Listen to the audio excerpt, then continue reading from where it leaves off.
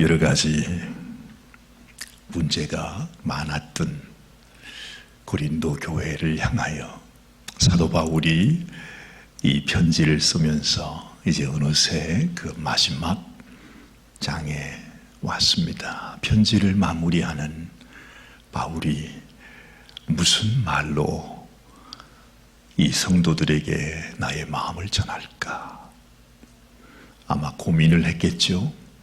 참 우리가 무슨 집회를 한다든지 교회를 찾아가서 말씀을 전할 때 그 교회 안에 여러 가지 문제가 있으면 말씀을 전하는 강사님은 참 마음에 고민이 됩니다.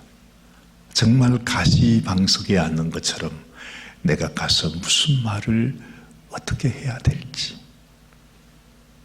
그렇지 않겠습니까? 그렇죠? 사도 바울도 고린도 성도들에게 이 얘기를 하다 보니까 이런 얘기 저런 얘기 하여튼 온갖 얘기를 다 했어요. 그 많은 이야기, 많은 문제, 많은 어려움, 정말 그 고린도라고 하는 도시 속에서 복음을 받고 교회를 세우고 하나님을 섬기는 성도들이기는 한데 이 성도들의 마음이 도대체 완전히 무슨 주님 앞에 드려지는 성도라기보다는 괴물처럼 됐어요. 예수님은 믿는다고 말하는데 이 세상의 온갖 죄악들이 교회 속에 다 들어와 가지고 심지어 성만찬을 하면서까지 자기들의 욕심과 그냥 하여튼 인간의 생각으로 너는 저파 너는 우리 파 이래가지고서 성찬식도 나눠가지고 이렇게 하면서 말이죠. 있는 사람은 먹고 없는 사람은 먹지 못한 하여튼 입에 담기도 힘든 여러 가지 많은 문제들을 사도 바울은 다 얘기하면서 오늘 이 마지막 편지를 마치면서 우리에게 전하는 말씀, 그것은 오직 한 가지밖에 그들에게 마지막 남겨줄 말이 없었습니다. 그것은 복음이었습니다. 복음. 우리가 하나님의 은혜로 하나님의 자녀가 되었다고 하는 하나님께서 우리에게 얼마나 큰 은혜를 베풀어서 정말 죄악 가운데 죽을 수밖에 없고 아니 이미 죽은 상태 속에서 소망 없이 살아가는 우리들에게 하나님께서 우리를 이 세상, 이 죄악된 세상, 죄악된 사람 속에서 우리 한 사람 한 사람을 택해서 너는 이 세상에 속한 자가 아니라 나의 백성이라고, 나의 자녀라고, 내 아들이요 내 딸이라고 내가 너희를 어떻게 샀는지 아느냐고. 그것을 말씀하시는 복음, 그 복음을 바울은 이 고린도 성도들에게 다시 얘기를 합니다. 우리가 복음을 얘기하면 복음이 뭡니까? 이렇게 말하면 복음이 복음이지요. 그런 걸 왜 물어요? 그렇게 말하시는 분들은 벌써 아직까지도 이 복음을 잘 모르는 겁니다. 복음이 뭡니까? 그러면요 벌써 우리 눈에는 눈물이 맺혀야 돼요. 내 가슴 속에 마치 터질 것 같은 복음. 여러분 복음이 뭡니까? 복음이 뭡니까? 사도 바울이 이렇게 고린도 성도들에게 묻고 있습니다. 말씀하고 있습니다. 형제들아, 내가 너희에게 전한 복음을 너희로 알게 하노니 이는 너희가 받은 것이요 또 그 가운데 서는 것이라. 하나님의 교회의 성도가 되었다는 것은 복음을 받았다는 얘기 아닙니까? 하나님께서 우리에게 주의 복음을 전해줘서 그 복음으로 인하여 우리가 하나님의 자녀가 되었는데 나는 너희에게 오직 이 복음, 내가 전했던 복음, 그 복음을 다시 너희들에게 다시 말해주고 싶다. 너희가 이미 받았고 너희가 이미 믿었던 것이지만 다시 우리가 복음으로 돌아가야 된다. 그런 이야기를 종종 우리가 듣습니다. 어디 가다가 길을 잃어버리면, 내가 전혀 알지 못하는 곳에 가서 길을 잃어버리면, 어디 산속에 가서 길을 잃어버리면 길을 찾기 위해서 어디로 가야 되지요? 우리 양부교님은 어디로 가십니까? 그냥 가는 길로 곧장 가는 겁니까? 어디로 간다고요? 다시 왔던 길로, 내가 출발했던 그곳으로 다시 돌아가라 그러잖아요. 저 깊은 산 속에서 길을 잃어버렸는데 이 길일까 저 길일까 그러지 말고 차라리 돌아가라. 돌아가서 내가 시작한 곳에 다시 가서 거기서 다시 내가 가야 할 곳이 어디인지를 정확하게 알고 가는 것이 살 길이다. 그렇게 말하는 것입니다. 아마도 사도 바울에게도 그런 마음이 생겼던 것 같아요. 너무 많은 성도들이 너무 많은 혼돈 가운데서 방황하고 어려움 속에서 길을 찾지 못하면서 그 어려움 속에 있으니까 사도 바울은 우리가 가야 할 곳은 우리가 받았던 복음으로 다시 돌아가야 된다. 우리 주님께서 나를 위해 생명 주시고 우리 하나님께서 나를 하나님의 자녀로 삼아주신 그 하나님의 마음으로 내가 다시 돌아가는 것입니다. 그러면서 이렇게 말합니다. 너희가 만일 나의 전한 그 말을 굳게 지키고 헛되이 믿지 아니하였으면 이로 말미암아 구원 얻으리라. 내 마음속에 하나님 주신 그 말씀, 내가 주님을 만났던 첫사랑, 내가 어떻게 하나님의 자녀가 되었는가 하는 주님의 그 주님이 나를 위해 행하신 그 복음으로 우리가 돌아가는 길이 살 길이라는 것입니다. 이 세상에 악한 원수가 얼마나 이미 주의 복음을 전해 듣고 주를 향해 가는 성도들의 마음을 혼돈하게 하고 눈을 가리워 가지고요, 가기는 가는데 정말로 나에게 생명 주신 예수 그리스도를 향해서 그 소망을 향해서 가는 것이 아니라 엉뚱한 길로 가는 사람들이 너무너무 많은 것입니다.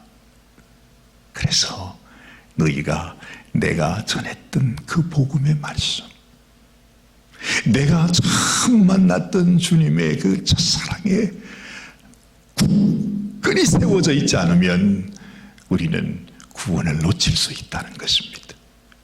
나는 구원받았으니까 나는 어찌했든 간에 천국 간다. 세상에 그보다도 어리석은 것이 없다는 것입니다. 아무리 처음에 우리가 시작을 했을지라도 내가 가야 할 길을 바라보면서 오직 그 빛을 향해서 계속 나아가는 자가 되어야죠.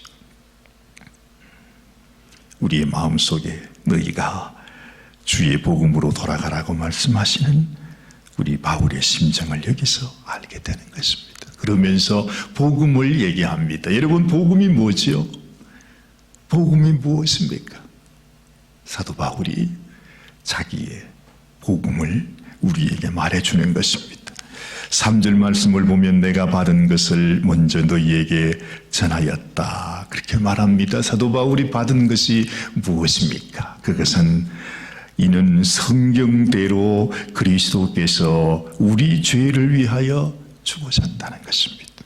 예수님께서 우리를 위해 죽으신 것은 그냥 예수님이 무슨 죄를 지어서 예수님이 힘이 없어서 예수님이 로마 군병에게 붙잡혀서 죽은 것이 아니라 성경대로 하나님께서 이미 우리를 위해서 마련해 놓으신 주님의 말씀대로, 주님의 계획대로, 주님이 우리를 구원하기 위해서 이미 작전 계획을 만들어 놓은 그 계획대로 우리 주님께서 당신의 생명을 우리를 위해 주셨다는 것, 이것이 복음이었습니다. 여러분, 사도 바울이 얼마나 하나님의 말씀에 정통한 자였습니까?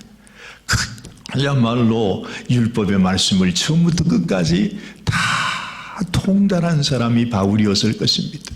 그런데 이 바울이 통탄했던 것은 자기가 그렇게 하나님 말씀을 잘 알고 있었는데, 자기는 정말 이 세상의 어떤 사람보다도 우리를 향한 하나님의 계획, 하나님의 뜻, 하나님을 사랑한다는 것이 무엇인지 자기보다 더 잘하는 사람은 없다고 생각했는데, 바울은 하나님께서 자기를 위해 보내주신 예수 그리스도를 몰랐잖아요. 바로 하나님의 계획은 이 성경에서 당신의 아들을 보내서 나의 죄를 위하여 십자가에 죽게 하시는 것이 하나님의 뜻이었는데, 사도 바울은 죽었다가 깨나도 아무리 성경을 봐도 그 하나님의 뜻을 알지 못했던 거잖아요. 그런데 바울이 그것을 알게 된 것입니다. 하나님께서 자기의 죄를 용서하시기 원해서 이 성경 속에 기록된 것이, 내가 너를 사랑하여 내 아들을 십자가에 제물로 너를 위하여 죽게 한다고 하는 것, 이것이 바울에게 복음이었습니다. 또 4절 말씀을 보니 장사 지낸 바 되었다가 또 이렇게 말합니다. 성경대로 하나님께서 그 예수님을 죽음 가운데, 무덤 가운데 장사 지내셨다가 하나님께서 말씀한 그 성경의 말씀대로 예수님을 다시 부활하게 하셨다는 거죠. 바울이 깨닫게 된 것입니다. 그렇구나. 하나님의 아들 그리스도께서 나를 위해 죽으시고 나를 위해 부활하셨으면 바로 나에게 이 영원한 부활의 소망을 주기 위함이었다 하는 것을 바울이 깨닫게 된 것이죠. 그러면서 예수님이 부활하시고 난 이후에 수많은 사람들에게, 예수님의 제자들에게, 500여 형제들에게, 그리고 그때까지도 예수님을 믿고 있지 않았던 예수님의 동생 야고보, 오늘 이 성경에 나오는 7절에 그 후에 야고보에게도 보이셨다는 이것은 우리가 그 성경에 다 기록되진 않았지만요, 예수님의 동생, 친동생 야고보도 예수님을 믿지 않았대. 세상에 참 사람이 어쩔 수가 없어요. 그래서 예수님이 사역하실 때 어머님하고 동생하고 형님이 미쳤다고, 세상에 형님이 미쳤다고, 형님 집에 데리고 와야 된다고 쫓아다녔던 사람이 야고보였는데, 그 야고보가 예수님의 부활하신 모습을 보고 예수님을 알게 되잖아요. 그때에 그 자기 형님이 바로 하나님이 나를 위해 보내주신 메시아셨다는 사실을 알고 하나님 앞에 돌아와서 그가 예루살렘의 지도자가 된 것을 우리가 알게 됩니다. 그뿐만 아니라 맨 나중에 만삭되지 못하여 난 자 같은 내게도 보이셨다. 여러분, 바울은 교회를 핍박하던 사람이었습니다. 그야말로 주님을 알지 못하는 사람이었습니다. 정말로 예수 믿는 사람을 잡아 죽이던 사람이었습니다. 그런데 그 바울에게 주님이 찾아오신 거잖아요. 주님께서 사울아, 사울아, 네가 왜 나를 핍박하느냐. 우리 주님이 찾아오셔서 주님께서 부활하신 그 몸을 바울에게 보여주신 거죠. 하나님의 이 은혜. 이 바울은 부활하신 주님의 형상, 빛 대신 예수님의 모습과 그 음성을 들으면서 나를 사랑하신 그 하나님의 은혜, 그 은혜 앞에 이제는 내가 존재하지 않고 내 안에 오직 주님의 그 은혜와 사랑밖에는 없다. 이것을 고백하고 있습니다. 복음이 무엇입니까? 하나님의 아들이 나를 위해 하나님의 뜻대로 생명을 주시고 그 무덤 가운데 다시 부활하신 것은 우리들에게 그 부활의 소망을 가르쳐 주기 위함이셨다 하는 사실입니다. 이 엄청난 하나님의 은혜, 하나님의 사랑을 알면서도 당시 고린도 교회에서는 사람이 죽으면 그만이지 어떻게 사람이 다시 부활할 수 있느냐. 벌써 그 당시에 이 하나님의 은혜를 저버리고 하나님의 뜻을 거역하고 믿지 아니하는 사람들이 많이 있었습니다. 여러분, 그 말은 무슨 말일까요? 그 당시에 바울이 말씀을 전하던 그때에도 사람들의 마음속에 그런 생각이 있었으면 지금 우리 성도님들에게는 어떻게 했어요? 내가 예수님을 믿습니다 하고 나오지만 정작 내 마음속에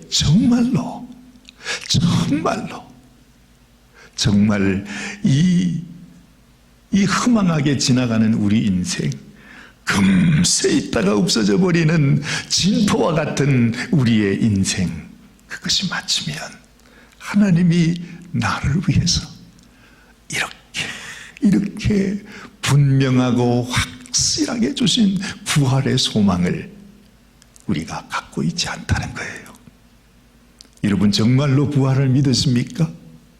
정말 우리에게, 여러분, 우리 인생이 끝나는 그날, 제가 이번 주 월요일 날에, 다음 주 월요일이죠, 이제 또 장례식을 제가 찾아가 뵈야 되는 소식을 들었습니다. 끊임없이 주변에 있는 분들이 돌아가셨다는 말씀을 듣고, 지난 화요일 날에는 우리 교회 협의회 목사님들이 모이는 모임에 갔더니 목사님이 그 말씀을 하세요. 아이고 목사님, 작년에 우리 성 목사님이라고 여러분 아시죠? 이곳에 계셨던 여자 목사님 돌아가신 지가 벌써 1년이 되었습니다. 여러분, 그분이 제가 이곳에 왔을 때에 저하고 함께 인사하면서 그렇게 좋아하시더라고요. 우리 구세군에 새 사관님이 오셨다고. 그래가지고 우리 구세군이 우리 교협을 위해서 얼마나 애써주셨는데 새 사관님이 너무 마음이 좋아 보여서 아이고 우리 교협에 너무 큰 힘이 될 것 같다고. 그렇게 좋아하시던 분이 글쎄 저하고 같이 만나서 서로 커피 먹고 인사하고 며칠 뒤에 그 멀쩡하신 분이 병원 가시더니 그냥 돌아가셨잖아요. 그 돌아가신 날이 12월 23일. 이제 그날이 장례식 하관 예배하시는 날이셨어요. 저는 그때가 금세 정신없이 지나가니까 잊어버리고 있었는데 목사님들이 그 얘기를 하면서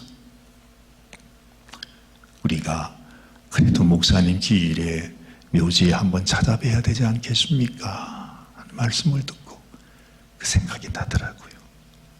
제가 12월 23일 그 하관식 예배에 가서 사람들이 다 떠나가고 난 다음에 우리 정사관님과 제가 그 땅 속에 들어 계시는 그분의 관을 보면서